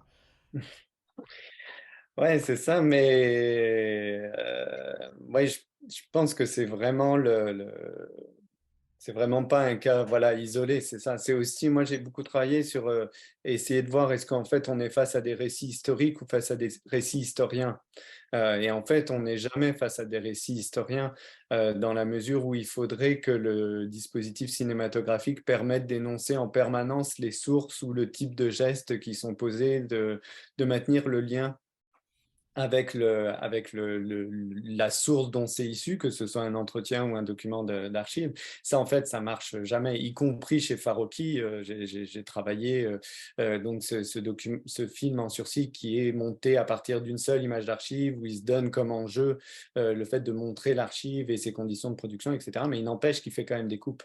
Et que ces coupes-là, il y en a une ou deux qui sont invisibles pour le spectateur. Donc, c'est toujours présent.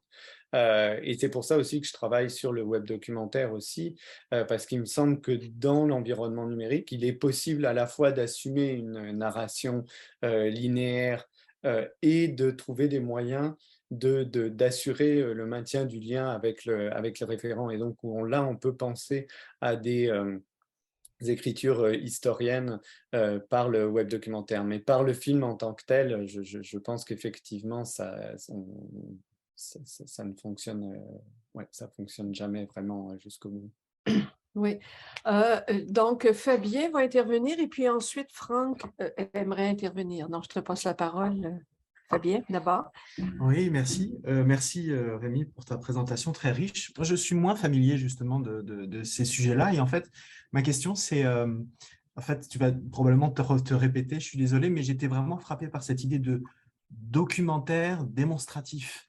L'idée même de démonstratif. Donc, tu as bien montré qu'en fait, ce type de documentaire démonstratif, il s'appuie, enfin, une tendance, donc c'est la décontextualisation des images d'archives, quoi. Donc, une perte d'objectivité ou une perte de sérieux.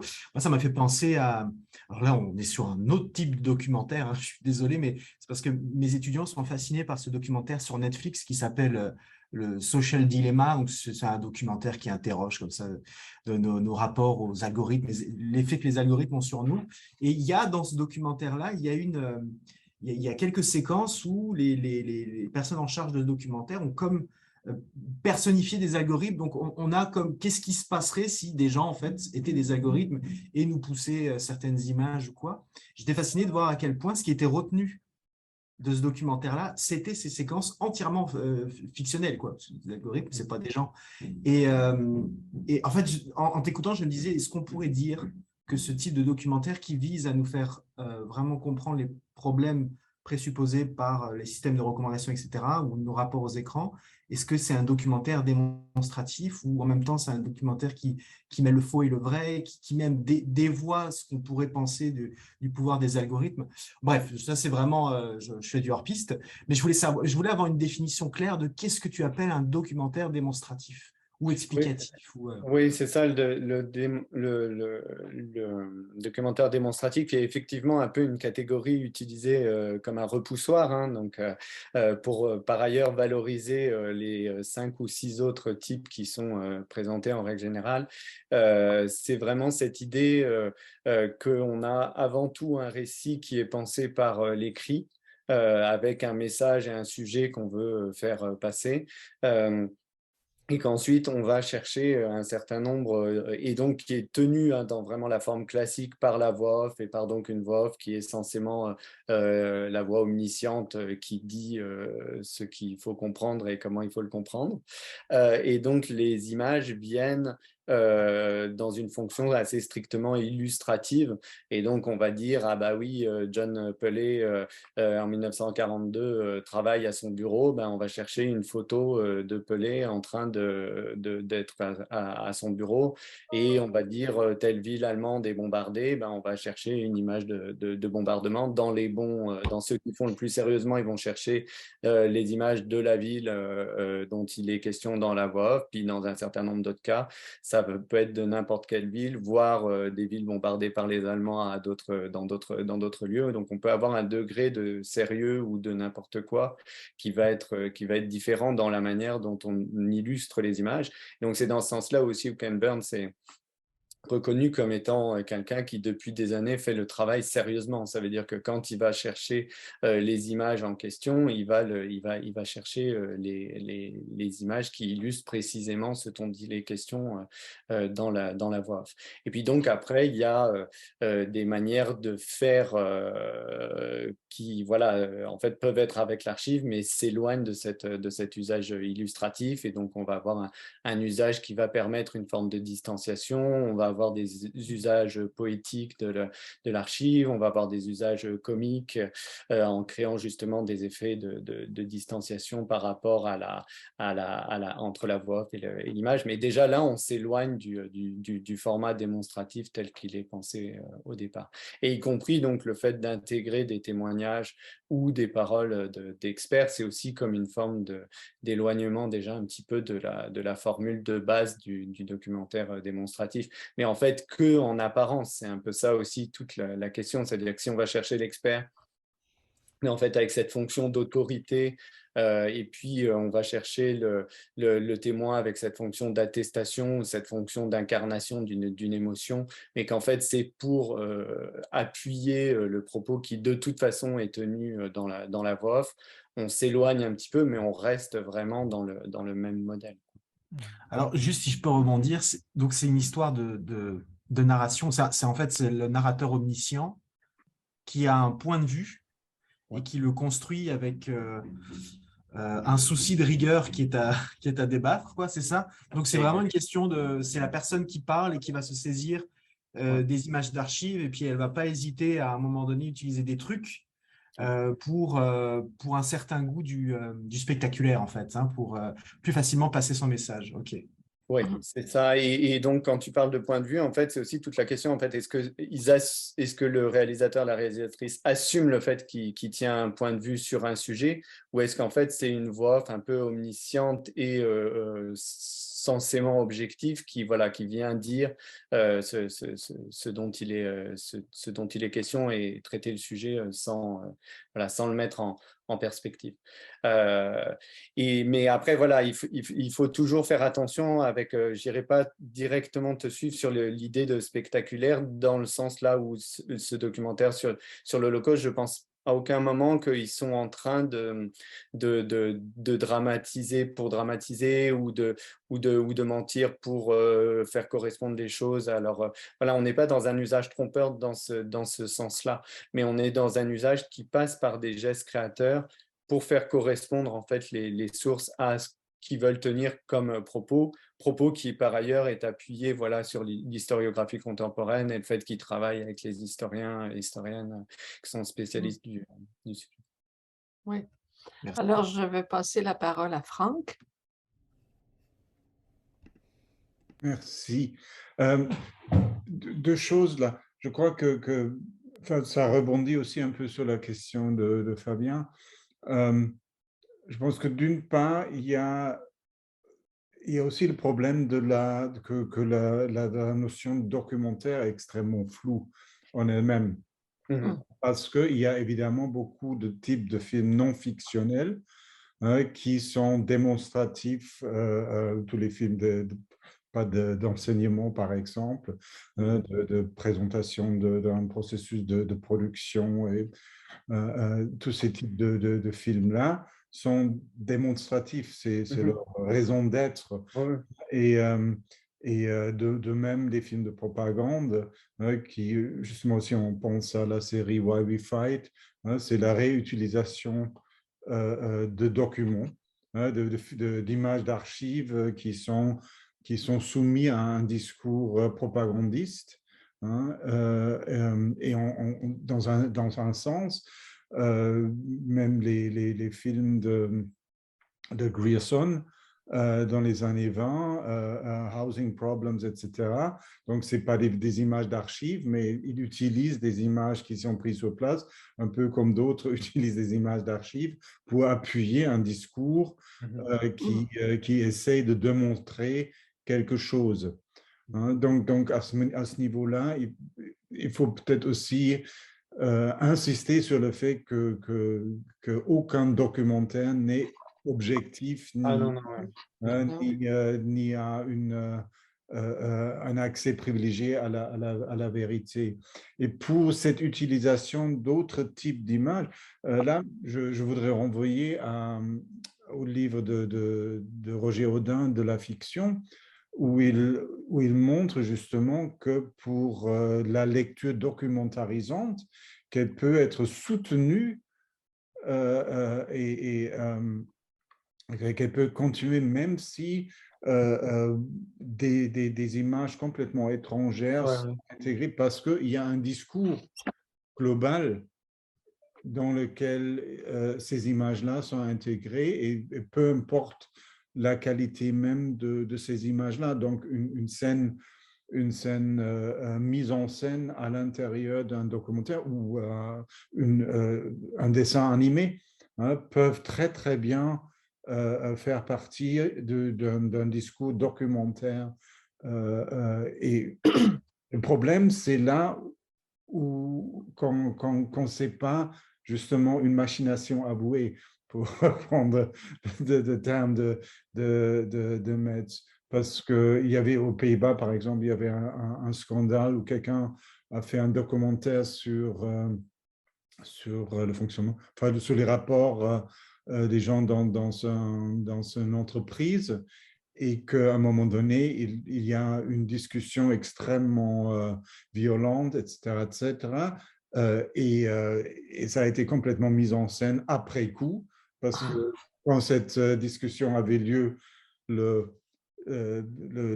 documentariste n'était pas sur place, donc il a fait rejouer ce conflit. Et donc, dès que ça s'est su, ça lui est complètement tombé sur les pieds.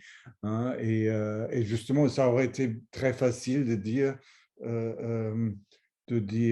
quelque part que c'est une reconstruction de quelque chose qui a eu lieu avant, mais il a voulu avoir l'impact du direct, en quelque sorte. Oui, j'essaye de répondre rapidement aux trois points que tu as soulevés. Évidemment, il faudrait beaucoup de temps, mais sur la question de l'usage illustratif, je pense qu'effectivement, c'est important aussi de dire qu'il ne s'agit pas de le dénoncer en tant que tel. Ça veut dire que dans un certain nombre de cas, en fait, oui, on a besoin d'illustrer, et il y a des choses qui peuvent être complexes par la parole. ou qui, pour telle raison, peuvent être comprises différemment en mettant en écho une image illustrative avec une parole. Et donc ça aussi, il faut être très sensible à ça. Et quand j'enseigne sur ces questions-là, je prends toujours des cas où en fait l'usage illustratif est aussi pertinent, intéressant. Et voilà, ça c'est le côté aussi histoire culturelle. Là. Donc on n'est pas sur l'idée d'un jugement de valeur ou d'aller vers ce qui nous intéresse le plus en termes de création, mais de comprendre en fait comment ça fonctionne.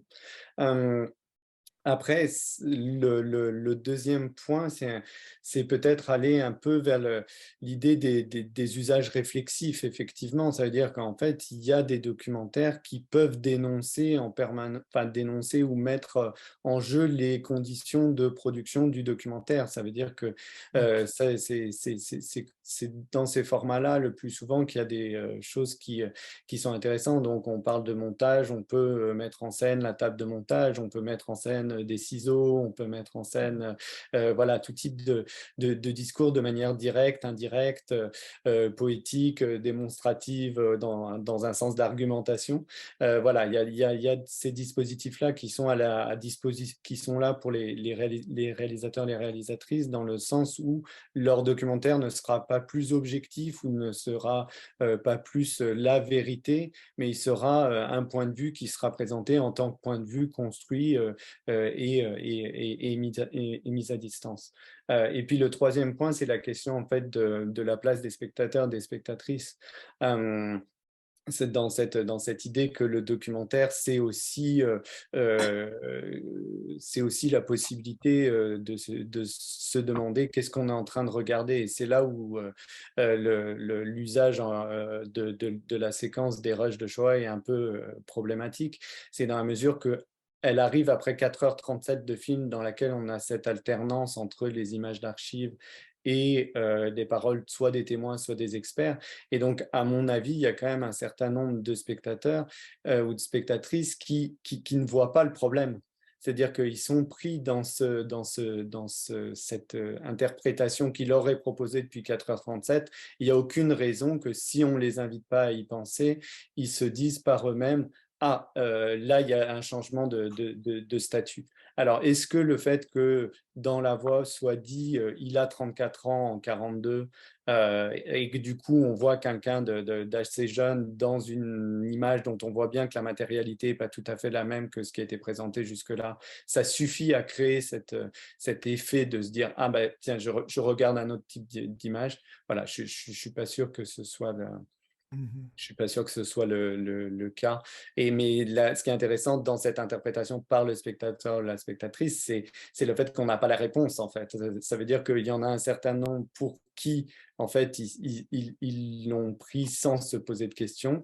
D'autres qui se sont posé la question, mais sans avoir, en fait, de réponse à apporter. Et puis peut-être un 0,01% qui sont des chercheurs dans ce domaine-là et qui, eux, peuvent se dire « Ah bah oui, ça veut dire que c'est telle chose, puis je vais être capable de retracer ce dont il est question. » Je voudrais peut-être faire un commentaire sur une des activités, évidemment, d'Arcane, qui est le dispositif éditorial qu'on est en train de fabriquer, dans lequel nous allons utiliser aussi justement les extraits du séminaire, et de voir la pertinence de ne pas considérer, par exemple, lorsqu'on catégorise un objet, ne pas le considérer comme étant fiction ou documentaire, mais plutôt d'avoir un spectre de 0 à 100%.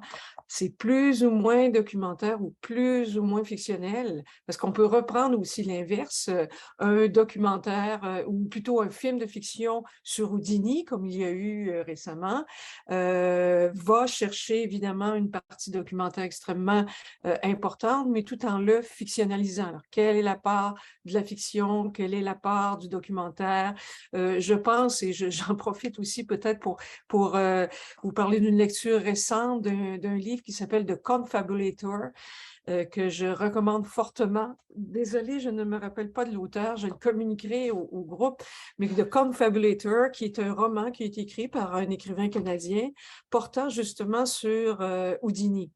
Et c'est assez formidable parce que ça s'annonce comme un roman, c'est une fiction, mais il prend le soin de documenter très sérieusement. Les scènes qu'il raconte, ce sont des scènes très souvent documentaires. Il est même allé chercher, par exemple, des conversations directes, d'échanges de lettres entre lui et Conan Doyle. Mais l'auteur bâtit une fiction que j'ai trouvée extraordinaire, donc, dans son jeu de rapport entre le documentaire, ce qu'il connaît d'Houdini, et sa mise en fiction. Et on sait que ça existe pour plusieurs romans qui sont à base de personnages réels. Alors, on voit qu'on est vraiment toujours dans les jeux de frontières.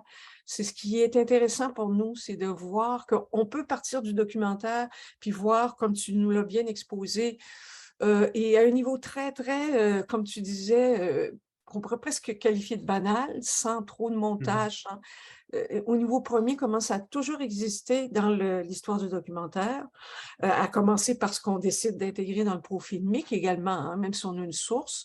Et d'une autre part, on pourrait le prendre de l'autre côté, de voir comment la fiction nous ramène parfois dans le documentaire et comment se brouillent ces frontières. On a l'impression qu'il n'y a pas une œuvre qui est pure. Alors, voilà. Donc, d'autres commentaires, d'autres questions à Franck? Écoutez, je pense qu'on est en train de... Juste dire que Oui. j'ai mis, j'ai fait une faute de frappe là, mais j'ai mis dans la discussion le texte auquel tu as fait allusion, Frank, sur. Oui, mais enfin, moi, je pensais à un texte euh, euh, c'est un chapitre d'un livre ultérieur de la fiction. Ah, de la fiction, ok, d'accord. Mais ça c'est bâti sur ce texte-là que tu as mis dans le chat, mais ça reprend et élabore beaucoup plus la lecture documentarisante. Et c'est ça, moi, ce qui me semble intéressant, c'est aussi de passer de ces enjeux de lecture documentarisante aussi à une analyse en fait qui est plus de l'ordre de la génétique cinématographique, donc de se demander aussi comment ça a été fabriqué. Voilà, donc concrètement, le fait d'avoir accès au rush, le fait d'avoir accès souvent à la parole des monteurs, des monteuses, des réalisateurs, des réalisatrices, permet aussi voilà, de pouvoir mettre en tension à la fois ce qu'on voit en tant que spectateur, spectatrice, mais aussi des gestes qui ont été posés lors de la création. Alors, écoutez, on arrive à la toute fin, ça passe très vite, à la toute fin de cette séance du séminaire. Je tiens à remercier énormément nos deux invités, Franck Kessler et puis Rémi Besson. C'est vraiment très stimulant cette séance parce qu'elle nous ramène justement dans le cœur des arts trompeurs, presque à ses origines, et on voit comment tout ce dont vous avez parlé a des ramifications incroyables dans notre univers médiatique contemporain. Alors, donc, je vais terminer la séance donc, en disant qu'on n'a pas de séance la semaine prochaine. Le 4 novembre, on saute notre tour. Et il y a le 11 novembre où on va retourner un petit peu plus dans le champ des écosystèmes socio-numériques. Peut-être que, Fabien, tu pourras avoir le mot de la fin pour nous présenter les invités que tu nous as suggérés, Katharina Neimeyer et Emmanuel Fantin. Oui, ben, écoutez, elles interviennent de mémoire aussi, elles interviennent le 11, donc Katharina Neimeyer qui s'est joint à nous pendant la première heure, qui est professeur à l'école des médias, et Emmanuel Fantin qui est à la Sorbonne. En fait, ça va être comment dirais-je, ça va être une présentation en duo. L'intitulé de leur présentation, c'est « Stratégie du faux et nostalgie réactionnaire, la vidéo de campagne électorale d'Éric Zemmour ». Donc, Katharina Neimeyer travaille beaucoup sur la nostalgie, la mémoire, et je pense qu'elle va s'appuyer avec Emmanuel Fantin sur leurs travaux respectifs pour nous plonger dans, en tout cas, une partie de la campagne électorale d'Éric Zemmour et toutes les problématiques qui ont suivi sa campagne. Voilà. Ben, merci beaucoup, Fabien. Donc, je vais saluer tout le monde et puis vous remercie tous de votre présence, la richesse des commentaires et vous rappeler que tout est enregistré. Donc, Gabriel va communiquer avec vous pour les droits et que nous sommes en train justement de travailler un dispositif éditorial qu'on pense innovant, expérimental pour ramener tous ces propos super intéressants dans notre thème de séminaire. Alors, merci à tous. Et puis donc, on se retrouve le 11 novembre. Au revoir. Merci, au revoir à tous. Merci. Merci. Bonne journée. Au revoir.